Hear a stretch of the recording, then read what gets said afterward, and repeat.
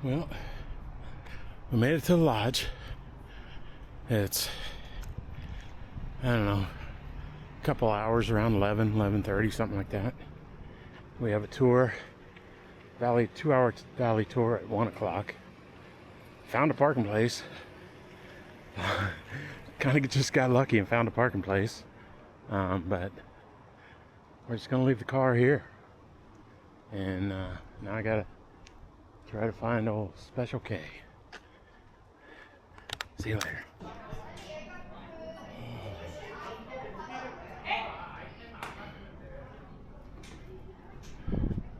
A lot of activity.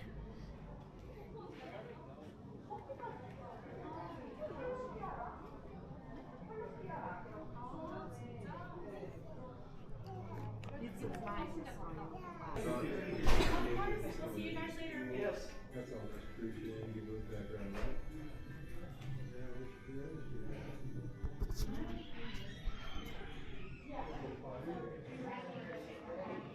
Getting ready to go on the tour. And I noticed peeking through the trees over there.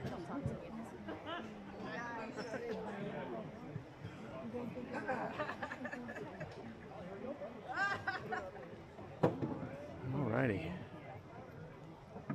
Yosemite over the years, a lot of times, maybe not for the best in how we have sort of corrected those errors. And we were going to talk about the ways in which Yosemite has changed people, myself included in that. All right, and we're going to hop right into some of that human and cultural history right over here. Take a look to your right. I know, I'm pointing out a parking lot. You're like, why is Lauren pointing out a parking lot? You get it? Parking here is difficult. Trust me, I know. Okay, here's the deal with this parking lot. It is actually attached to the famous and oftentimes infamous Camp 4 campground. If you didn't already know, here in Yosemite Valley, we have a whole lot of great big granite walls, and people love to climb those walls.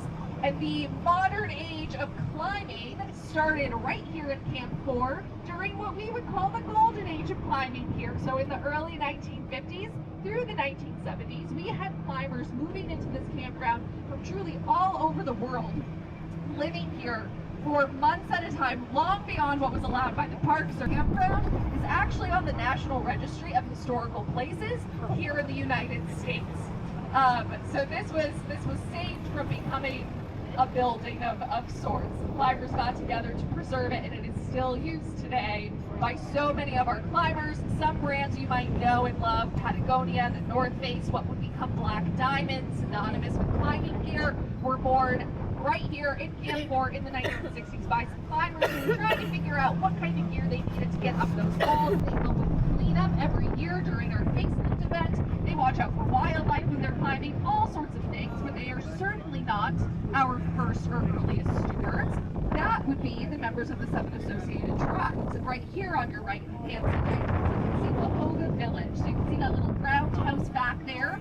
So this was the site of one of the 30-some-odd villages that sat on this valley floor long before outsiders ever land. You're staring at Sentinel Rock, which literally means guardian. And to the right of it, that little tiny sliver of a waterfall that still remains.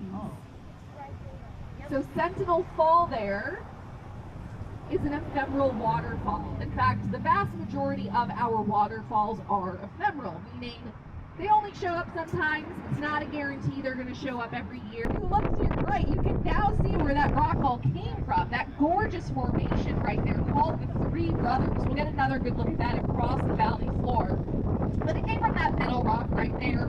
Now the Three Brothers, that's a newer name for this rock. It's not the original word, or the original name. In fact, most of our major landmarks and rock formations here have original names from the native folks, right? And one of the names for that rock formation was floppy. It was later renamed to the Three Brothers to honor Captain Tenaya's three. Very lush, very green meadow down here. I put that over your lap. Has a little bit of a unique name. This is Slaughterhouse Meadow. In atop Slaughterhouse Meadow, we have these cathedral rocks. If you look furthest to the right, you're getting those two largest rocks, one of them sort of mimicking Sentinel Rock. And then as you move your eyes slowly left, you can make out two spires, kind of look like the facade maybe of like a Gothic cathedral, hence the name. Those spires are quite popular with the climbing community. Now this meadow down here, this gorgeous meadow that we call Slaughterhouse Meadow. Here's the deal with our meadow. On this stretch, we tend to pick up wind here. And then, my friends, whenever you're ready, go ahead and look to your right at this massive 3,000-foot granite monolith, arguably one of the most impressive granite walls, I'm going to say it, on the planet. This is roughly Right through the, I can't see him. He's right there.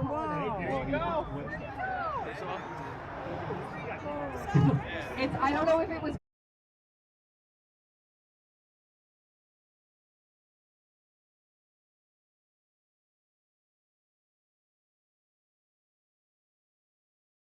seven or 11, but it's one of them. Yeah, he's way too close to the road.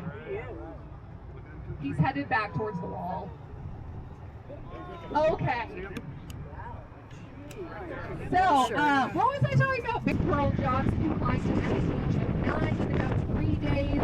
My favorite thing about her is that she did it wearing leggings covered in kittens and donuts. She also climbed it with Alex Honnold's mother, who set her own record at the time as the oldest person at the age of 66, and she beat her own record and did it again at the age. Considered to run year-round.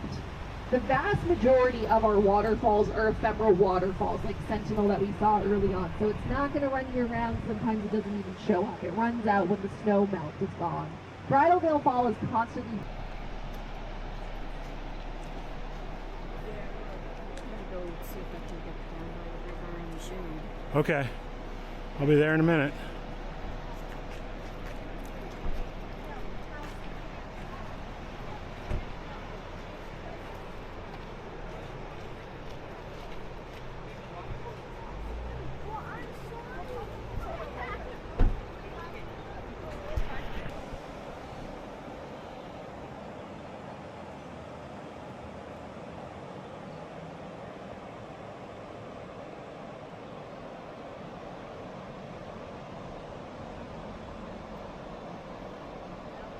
Bridal Veil Falls.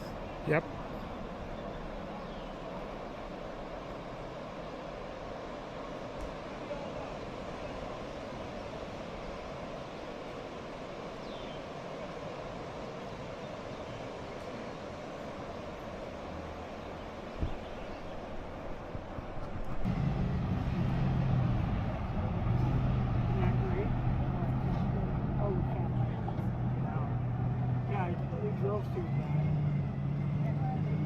Okay, so we typically spend about 10 minutes up here.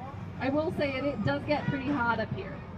So just make your way back when you're ready. If we're ready before 10 minutes, we'll meander on. This is our last stop. After this, we are headed back down that hill to finish that loop and get y'all back to the lodge, which means this is your last chance to get water. So